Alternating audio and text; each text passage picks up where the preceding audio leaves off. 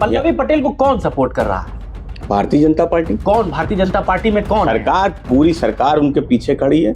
ऐसे इतने गंभीर आरोप, कैबिनेट मंत्री असहाय महसूस कर रहा हूँ। भारतीय जनता पार्टी का केंद्र में समर्थन से सरकार हो, उनकी पत्नी मंत्री हो, उत्तर प्रदेश सरकार में खुद आशीष पटेल मंत्री हो, कैबिनेट मंत्री हो, इतने ताकतवर मंत्री होने के बाद भी अगर वो अपने आप को असहाय महसूस कर रहे हैं तो कहीं ना कहीं भारतीय जनता पार्टी की सरकार की ताकत है, भाजपा पीछे खड़ी हुई है साजिश। तो आप भी तो सपोर्ट नहीं कर रहे हैं पल्लवी पटेल को? हम भाजपा की किसी साजिश का हिस्सा नहीं हो सकती। भाजपा की साजिश से होशियार रहिए। ये भाजपा जिसके साथ जाती है उसको खत्म कर देती है। आपने चूंकि विश्वास की बात की, एक और विश्वास है, बड़ा चर्चित नाम है इस समय, मंच के बड़े कवि हैं, आजकल बड़े अपने बयानों को लेकर के चर्चा में, वो भी चुनाव लड़ना चाह रहे हैं। वो चुनाव नहीं लड़ना चाह रहे हैं, वो राज्यसभा जाना चाह रहे हैं। और राज्यसभा जाने से पहले भारतीय जनता पार्टी ने कहा है कि आपका टेस्ट लिया जाएगा। अच्छा, तो वो टेस्ट चल रहा है उनका। उनको दिया जाता है कि बताइए आप कैसे नफरत और बंटवारा कर सकते हैं। हाँ। आप पहले नफरत और बंटवारा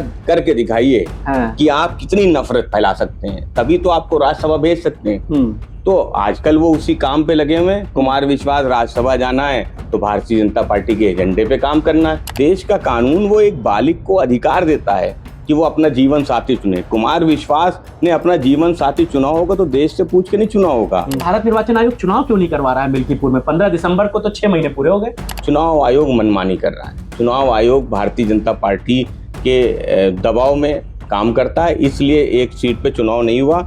नमस्कार, स्वागत है आपका। आप क्रिएटिव विजन न्यूज देख रहे हैं, आपके साथ मैं हूं शबाब। उत्तर प्रदेश की सियासत में इस समय ऐसा कुछ घट रहा है जिसे आपको जानना बहुत जरूरी है। पल्लवी पटेल, जो कहने को समाजवादी पार्टी की विधायक हैं, वो अपनी बहन और अपने जीजा के खिलाफ, अनुप्रिया पटेल और आशीष पटेल के खिलाफ मोर्चा खोले हुए हैं, एसआईटी की जांच की मांग कर रही हैं और लगातार यह मामला उत्तर प्रदेश की सियासत में गर्म है। कहा यह जा रहा है कि पल्लवी पटेल को पीछे से कोई मदद कर रहा है और आशीष पटेल खुलकर सोशल मीडिया पर इस बात का जिक्र करते हैं। उनको किसका पीछे से सपोर्ट मिल रहा है और क्यों पल्लवी पटेल आशीष पटेल के खिलाफ मोर्चा खोले हैं? हालांकि आशीष पटेल ने प्रेस कॉन्फ्रेंस भी की है, बहुत सारी बातों का जिक्र किया है। समाजवादी पार्टी इस पूरे प्रकरण में कहां पर खड़ी है, इस पर बातचीत करने के लिए हमारे साथ समाजवादी पार्टी के प्रवक्ता फखरुल हसन चांद जी हैं। फखरुल भाई साहब, बहुत बहुत शुक्रिया हमें अपना वक्त देने के लिए। पल्लवी पटेल जो एलिगेशन लगा रही हैं और आशीष पटेल ने कल प्रेस कॉन्फ्रेंस करके इस बात को क्लियर किया है कि उन्होंने गाने की लाइन बोली कि जितनी चाबी भरी राम ने उतना चले खिलौना। क्या ये संकेत है और क्या देख रहे हैं आप?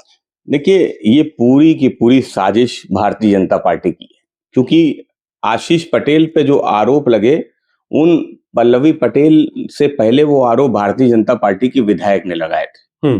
और जब वो आरोप लगे उसके बाद पल्लवी पटेल ने उस मुद्दे को सदन में भी उठाया, विधानसभा में उठाया। तो सवाल ये है कि जो आशीष पटेल पे आरोप लगे, उन आरोपों की निसंदेह जांच होनी चाहिए। गंभीर आरोप हैं, भ्रष्टाचार है अगर तो उसकी जांच होनी चाहिए। लेकिन जो आरोप आशीष पटेल लगा रहे हैं, अपनी ही सरकार में एक कैबिनेट मंत्री, वो अपनी ही सरकार पे, अपनी ही सरकार की पुलिस पे अगर इतने गंभीर आरोप लगाए, अपनी सरकार पे आरोप लगाए कि वो उनके खिलाफ साजिशें हो रही हैं, तो समाजवादी पार्टी समझती है कि इसके पीछे भारतीय जनता पार्टी की साजिश है। क्योंकि भाजपा का इतिहास रहा है, भाजपा वो दलों को तोड़ती है, परिवारों को तोड़ती है, दिलों को तोड़ती है, चुनी हुई सरकारों को तोड़ती है।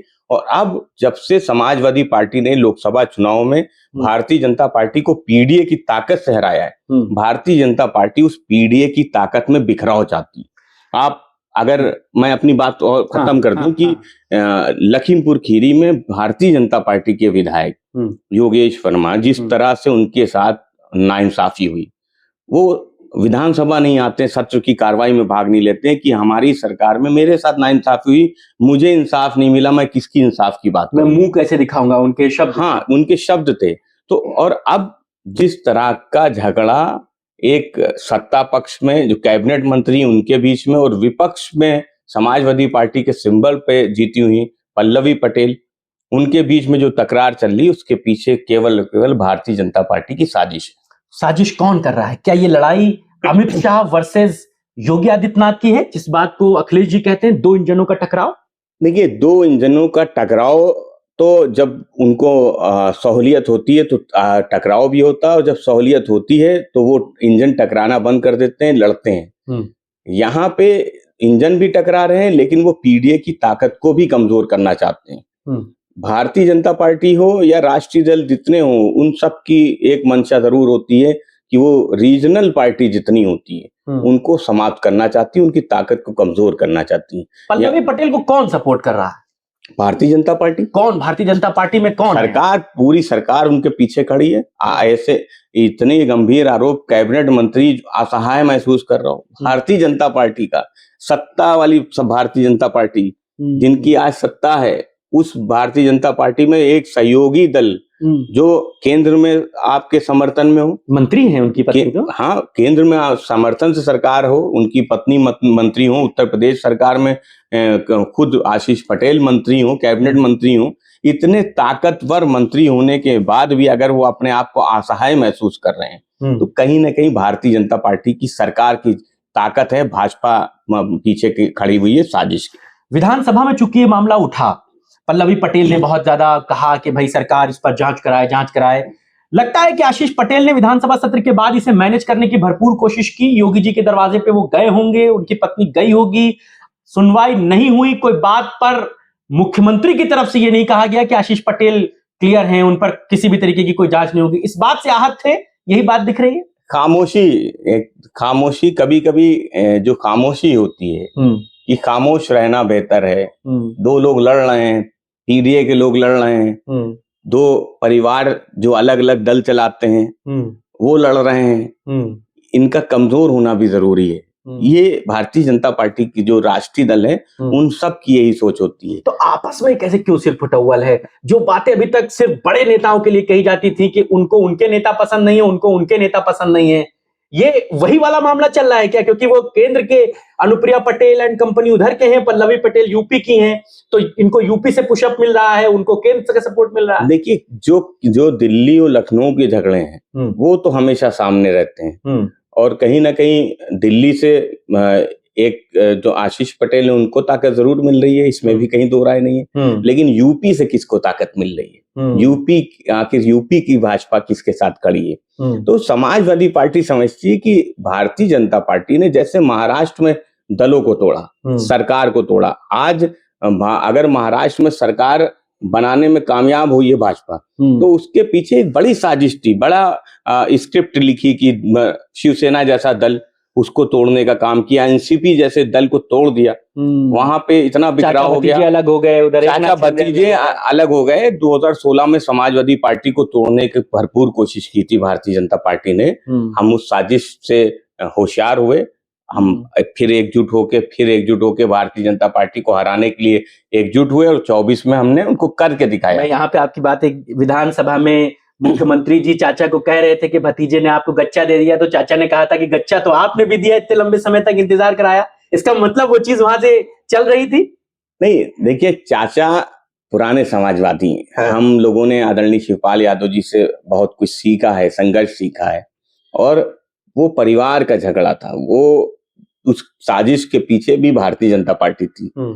तो समाजवादी पार्टी समझती कि अब कोई साजिश वो कामयाब होने वाली नहीं है, परिवार भी एक है, पार्टी भी एक है, और हमने एक होके भारतीय जनता पार्टी को 2024 के लोकसभा चुनाव में हराया है, और 27 में फिर हराएंगे।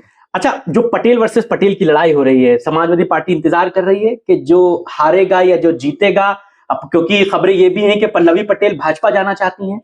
हम पीडीए के साथ खड़े हैं। पीडीए के जो नेता हैं, चाहे वो सत्ता में हो या विपक्ष में हो, हम उनके साथ खड़े हैं।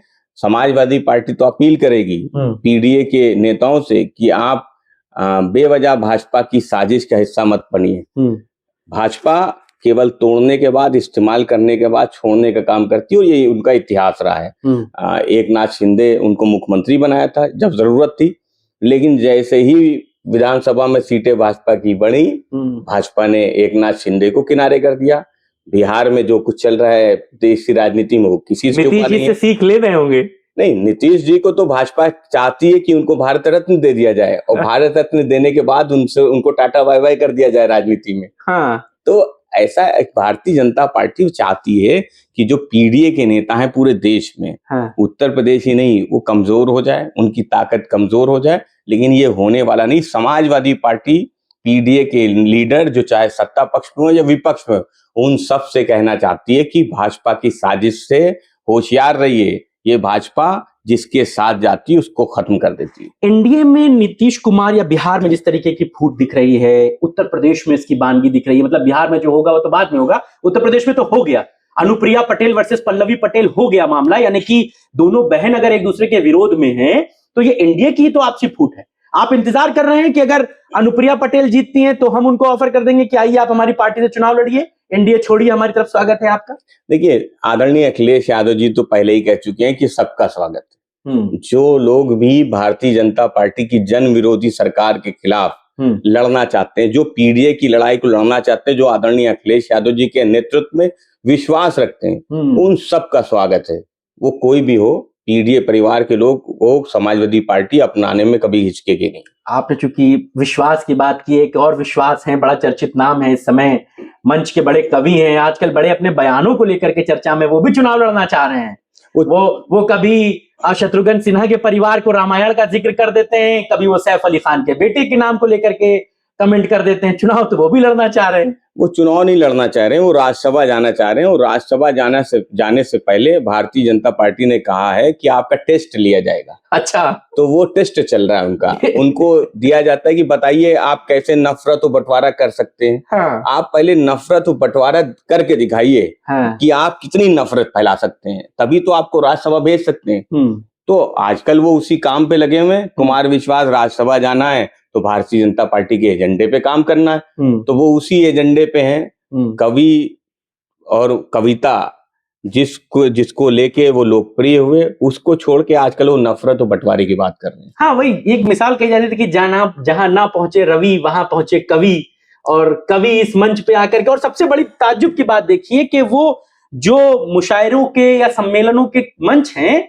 वहां पर तमाम दूसरे रिलीजन के भी लोग रहते हैं। आप खुलकर इस तरीके की बात करेंगे तो कैसे काम चलेगा? नहीं, सवाल ये है कि वो उनका टेस्ट चल रहा है। भारतीय जनता पार्टी ने उनको एक कॉपी दी हुई है एक बार, वो कि रोज आपको इस पे लिखना है, इसका प्रचार करना है, आप कैसे नफरत फैला सकते हैं, आप कैसे, और उसको जो हमारा एजेंडा है कि जिसको वो आगे लेके चल रहे हैं, बार बार वो लोगों की निजी जिंदगी में झांकने का काम कर रहे हैं। तो एक तरफ वो निजी जिंदगी में झांक भी रहे हैं, तो झांकने के साथ वो संविधान पे भी सवाल उठा रहे हैं, कानून पे भी सवाल उठा रहे हैं। क्योंकि देश का कानून वो एक बालिग को अधिकार देता है कि वो अपना जीवन साथी चुने। कुमार विश्वास ने अपना जीवन साथी चुना होगा तो देश से पूछ के नहीं चुना होगा या किसी से राय नहीं ली होगी। जीवन साथी चुनने का अधिकार इस देश में बाबा साहब का संविधान सभी को देता है। लेकिन चूंकि भाजपा को संविधान में विश्वास नहीं, बाबा साहब में विश्वास नहीं, तो वो भी उनका एक टेस्ट है कि आप संविधान के खिलाफ बोल के दिखाइए, तो वो भी बोल रहे हैं। तो कुमार विश्वास कवि के तौर पे उनका समाजवादी पार्टी सम्मान करती है, लेकिन जब भी वो राजनीति की बात करते हैं, बंटवारे की बात करते हैं, नफरत की बात करते हैं, तो समाजवादी उनको जवाब जरूर देंगे। अच्छा, आजकल अखिलेश जी भी बड़ी नसीहतें दे रहे हैं अपने कार्यकर्ताओं को, कह रहे हैं कि ये जो इमेज है ना, जिसको भाजपा के लोग कहते हैं कि गुंडे और मवालियों की पार्टी, इस इमेज को बदलिए आप लोग। नहीं, आदरणीय अखिलेश यादव जी ने 9 वर्ष पे अपने कार्यकर्ताओं से कहा कि जिस अनुशासन के साथ लोकसभा चुनाव जीता, उसी अनुशासन को बरकरार रखना है 2027 तक, और 2027 का चुनाव जीतना है। और यही संकल्प आप 1 जनवरी 2025 को लीजिए कि अनुशासित रह के भारतीय जनता पार्टी को हराना है, पीडीए को जोड़ना है। तो समाजवादी लोग तो अनुशासित हैं। अनुशासनहीनता अगर कोई कर रहा है, अगर कोई कानून तोड़ने का काम कर रहा है, तो भारतीय जनता पार्टी के कार्यकर्ता हैं। लखीमपुर खीरी में भाजपा के विधायक के साथ अन्याय हुआ, किसने अन्याय किया ये सब देख रहे हैं। रोज ऐसे वीडियो वायरल होते हैं जहां भारतीय जनता पार्टी के नेता वो अधिकारियों से झगड़ा करते दिखते हैं, कभी वो पुलिस की में अधिकारी की कुर्सी पर बैठे हुए नजर आते हैं। तो अनुशासन में समाजवादी पार्टी के लोग हमेशा से रहते हैं। ये केवल समाजवादी पार्टी को बदनाम करना चाहती है भाजपा। सबसे ज्यादा अगर अनुशासनहीन कार्यकर्ता किसी दल के पास है तो भाजपा के पास। अच्छा, पल्लवी पटेल वाले टॉपिक पे लौटते हैं। इंतजार कर रहे हैं क्या आप लोग, पल्लवी पटेल अगर जाना चाहती हैं तो चली जाए, ऐसा भी कुछ है क्या? देखिए, हम तो समाजवादी, क्योंकि ये बात मैं इसलिए कह रहा हूं क्योंकि आशीष पटेल ने ये बात कही है कि पल्लवी पटेल भाजपा के लिए दरवाजा खोज रही हैं। नहीं, समाजवादी पार्टी समझती कि जो लोग भी आरक्षण की लड़ाई लड़ना चाहते हैं, जो लोग भी पिछड़े और दलितों की, वंचितों की लड़ाई को लड़ना चाहते हैं, वो भाजपा के साथ रह के नहीं लड़ सकते, क्योंकि भाजपा ने आरक्षण नहीं दिया। जिस बात को लोकसभा चुनाव के बाद अनुप्रिया पटेल जी ने भी स्वीकार किया, राजभर जी ने भी स्वीकार किया, संजय निषाद जी ने भी स्वीकार किया कि पिछड़ों के साथ, दलितों के साथ भाजपा की सरकार में नाइंसाफी हुई, 69,000 शिक्षक भर्ती में भी नाइंसाफी हुई। तो जो पीडीए के लोग हैं वो इस बात को जान ले कि भाजपा की सरकार में पिछड़े, दलितों, वंचितों को की लड़ाई नहीं लड़ी जा सकती भाजपा में रहते हुए। तो आप भी तो सपोर्ट नहीं कर रहे हैं पल्लवी पटेल को। वो अकेले विधानसभा में भी अकेले मुद्दा उठा रही हैं, अकेले धरने पर बैठ रही हैं, अकेले गवर्नर से मिलने जा रही हैं। अब अगर आप ये कहते हैं कि सपा ही मुद्दों को लड़ सकती है तो आप भी तो उनके साथ नहीं है। हम भाजपा की किसी साजिश का हिस्सा नहीं हो सकते।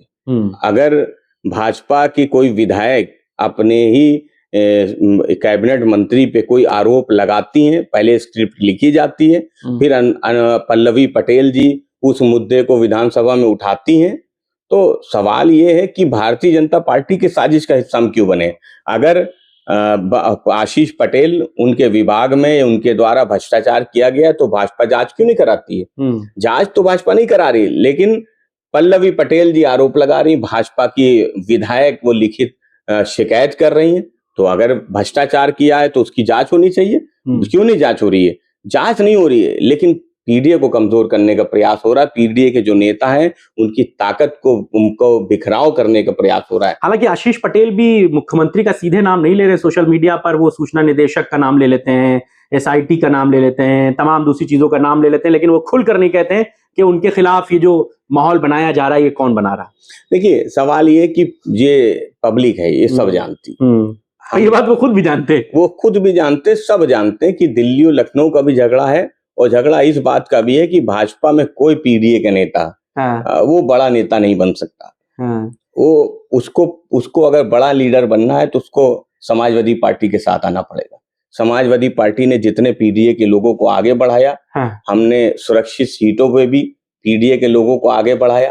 तो जो तो सम्मान, अयोध्या सबसे बड़ा एग्जाम्पल है, जनरल सीट पे आपने अवधेश पासी को लड़ा दिया और मतलब इतिहास बन गया। अयोध्या जो भाजपा का हिंदुत्व का एजेंडा पूरे देश में चलाता था, वहां से एक दलित सांसद बन गया। नहीं, वो ऐतिहासिक जीत है। समाजवादी पार्टी अयोध्या के वासियों को जो है धन्यवाद भी देती है। यहीं से एक सवाल जुड़ जाता है, ये भारत निर्वाचन आयोग चुनाव क्यों नहीं करवा रहा है मिल्कीपुर में? 15 दिसंबर को तो 6 महीने पूरे हो गए।